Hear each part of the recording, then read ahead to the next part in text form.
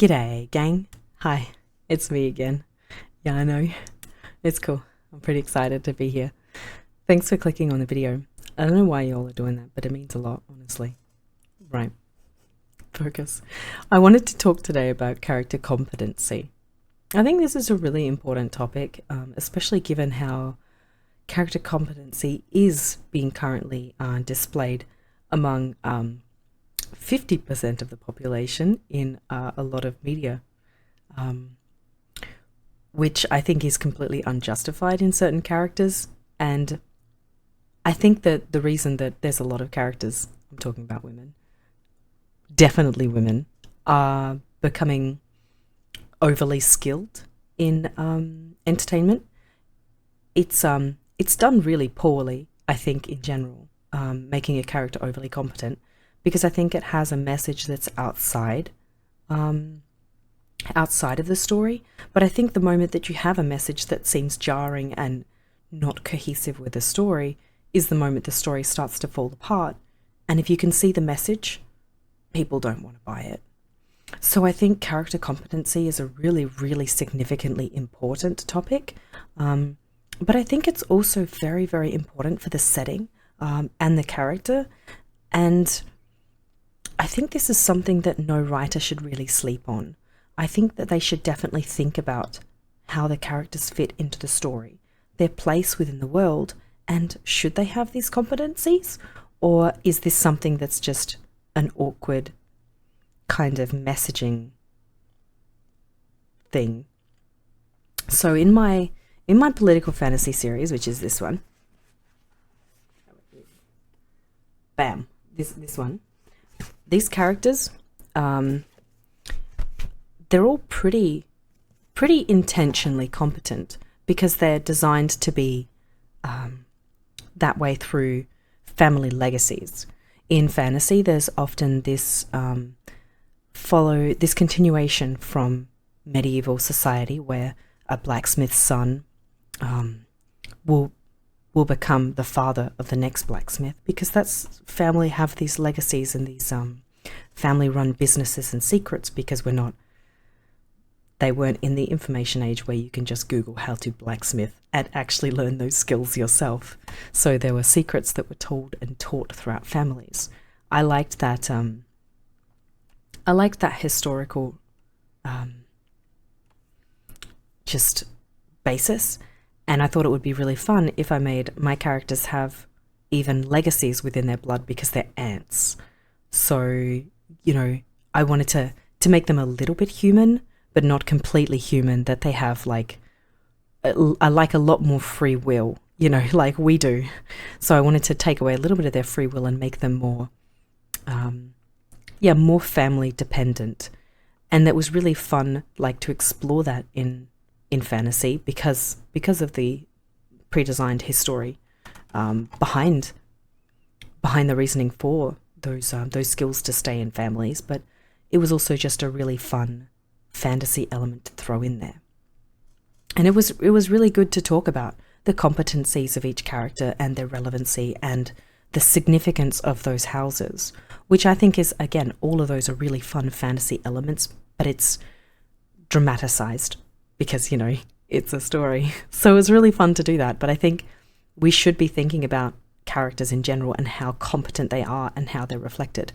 In my horror fantasy series, which is not yet published, I wrote certain characters had, because it was so, it was a lot more dangerous of a setting, characters definitely had the interest in each other because of their competencies. There's a particular romance that starts because both characters really respect each other's capabilities. So I think in that sense it was heightened. The significance of character competency was heightened. But I think ultimately character competency should just be like everything else in your story. It should be cohesive, justified, and utilized correctly. But there's recently been this weird trend where characters just have skills without having fought for them, without having earned them. And again, it is largely women.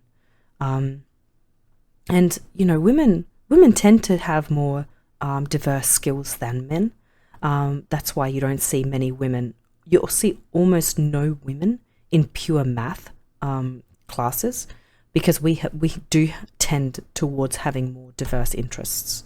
But seeing like the skill levels that we've been seeing in recent media, recent entertainment, it feels absolutely unjustified. I think it's weird, and I don't know why we keep this trend up, because it just feels, not only does it feel like we're pandering, and we're also trying to make half of the population out to be better than they are, which is already weird. Like we can't look at each other and see that these things don't happen to this extraordinary extreme in real life. Like, it's sus and weird. But I think it makes the stories that we're telling ultimately drastically worse. And they're even bad in this era, but they're going to age so horrendously bad. And what's the point of making a story that isn't going to stay with people if you wanted to have a message specific to change people's minds, which is my opinion on why these are being made. If you think there's a difference in why there are so many girl bosses in entertainment, please tell me. I would be interested, and I want to make a video just about girl bosses in general, because it's weird. It's a sad use of that term, though. There was the original book, Girl Boss. It really wasn't as bad as it was a good story, a good intent, and now the term has been co-opted and used in a really bad way to mean like basically bad women, bad women characters, overly competent and obnoxious. I think is the thing, which is an odd thing too. Why do these women that have like overly skilled,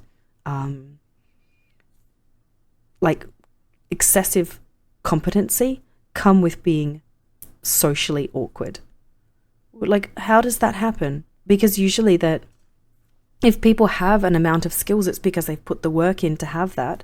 So if they haven't put the work in and they just are skilled, it makes sense that they're going to be jerks, because they don't have grounding for the work that they've done. They haven't done any work. So you already see the cohesion of your story coming apart because these characters don't make sense. And that's what I always talk about and have talked about a lot in previous videos, about having about having cohesion with characters, the setting, the story, each other, all of those things. Cohesiveness is very important because all of these elements fit together like a puzzle. And if you have one element that's one puzzle piece that is bigger than the other, it's not going to fit in the section where it's supposed to fit. All of these pieces are very intentional in ratio, and it's really important to keep these pieces cohesive and working together. Like as I talk about previously, as little cogs that turn each other. If they don't turn each other and they're not interacting with each other, it's not going to work. They have to interact. So if you have a story where your main character is obnoxious and way too competent and they haven't had to work for their skills, it just doesn't fit. It doesn't fit in the story, because that's not how things happen in real life. And any reader, any player, any viewer will just immediately say, no, I'm not going to buy this weirdness. And I think that's why I wanted to put character skills in genetics in my book, was because it was really fun to have characters with shorter lives, which also means that you get less time with them, because they're going to die quicker, but makes their lives so much more fleeting and significant because they have to sprint towards the exit. So then you have, that's just one example, they have to sprint towards, their goal and trying to change the world in the way that they want to, because they also have significant motivations. So you see those little cogs are all working.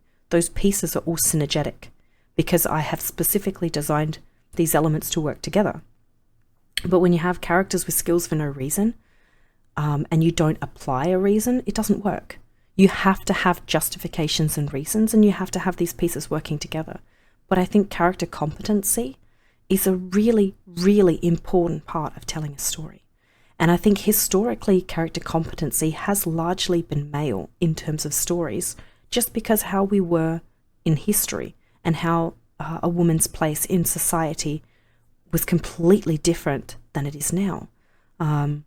So now I think a lot of the criticism around female competency originates from people trying to tell a story that hasn't been told. And I don't think that's entirely the fault of the storyteller.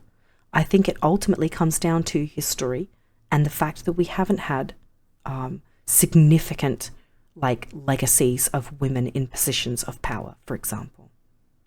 I think those sorts of characters are outliers. So it's difficult to work out how to appropriately write outliers. But I think the best way to define it in storytelling and the best way to make sure your characters aren't overly competent is to view every single character in every single story as the intended outlier. They're all special because the story gets told about them, whereas the story of the person who just lives their life doesn't get told because they're not special.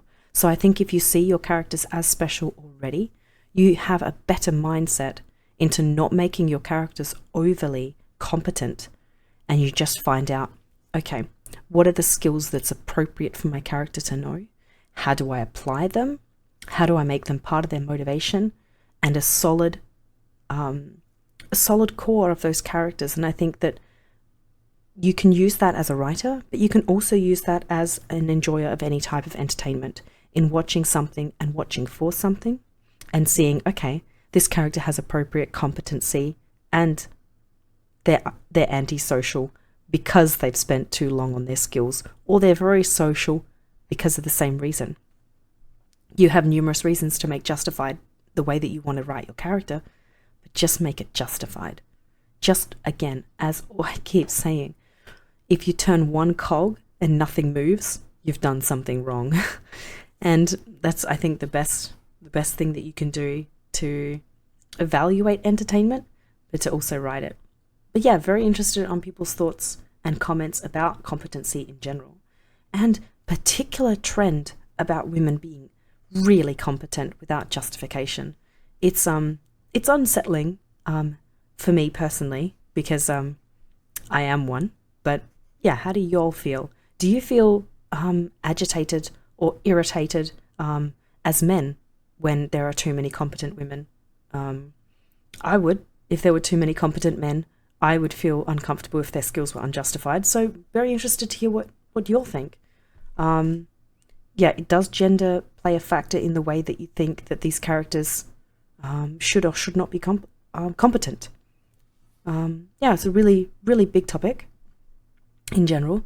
Do you not care about the gender? Really interested to hear. Please comment below. And if you like this sort of content, a like on the video shows that you want more of this specific topic. Comments as to why, very helpful.